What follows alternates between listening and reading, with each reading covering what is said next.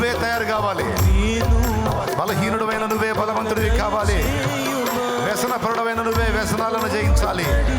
చంచలుడమైన నువ్వే స్థిర మనస్సు కలిగిన వాడివి కావాలి. నా దేవుడు చేస్తాడు నిన్ను, నా దేవుడు చేస్తాడు తల్లి నిన్ను, నా దేవుడు చేస్తాడు ఆయన నిన్ను.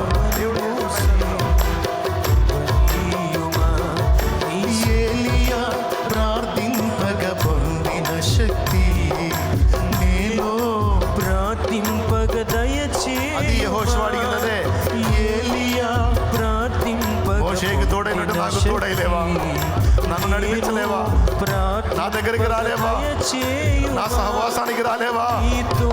నాకు కూడా కావాలి నీ సన్నిధి.